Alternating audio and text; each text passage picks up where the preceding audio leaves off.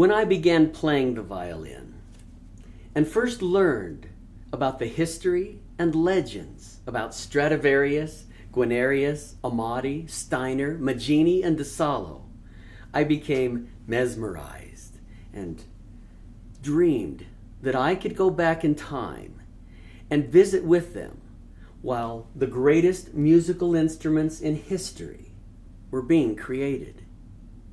At the Romantic School of Music, while Paganini is almost worshipped, the philosophy has never been that he is the greatest virtuoso who will ever live, just the greatest one so far, and that it's up to each of the students to learn everything they can from him, as well as all the other masters, practice harder, faster, longer, to become the next great virtuoso, and possibly the greatest who has ever lived.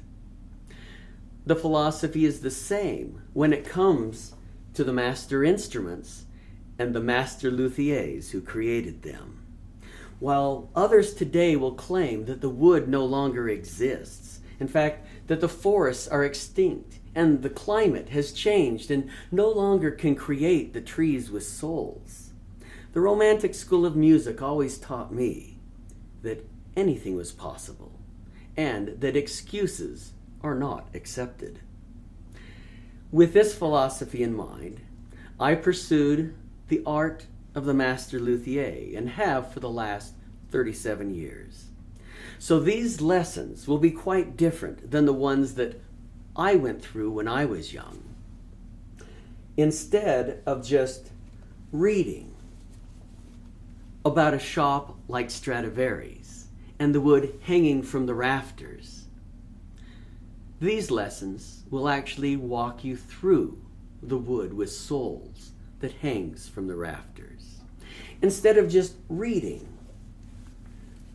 about Jacob Steiner and how he died on his front porch in a straitjacket and a muzzle, we'll actually see why most of the master luthiers died in abject poverty and insanity, trying and succeeding in creating the greatest works of musical art ever dreamt of. You see, this is a unique occupation that I traded my solo career for. And before we're done, you'll probably think that I'm crazy. In fact, I'm a little proud of it, in a way. You see, dying in a straitjacket and a muzzle is considered getting off easy in this occupation. And one has to believe that they truly can change the world with a pound of wood you hold under your chin and stroke its belly with 157 horsehairs. You see, one has to be crazy. In fact, my creed is the same as that of Don Miguel de Cervantes, or Man of La Mancha. You see, he really was thrown into the dungeon of the Spanish Inquisition and asked, "Why are you poets so fascinated with madmen?"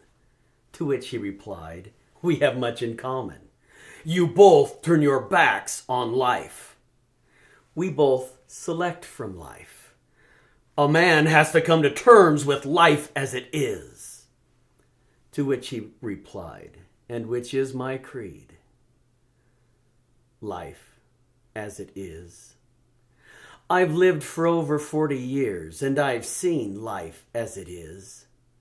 Pain, misery, cruelty beyond belief. I've been a soldier, and I've been a slave. I've seen my comrades fall in battle or die more slowly under the lash in Africa. I've held them at the last moment.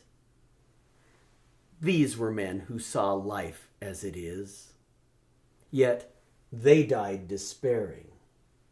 No glory, no brave last words, only in their eyes filled with confusion, questioning why.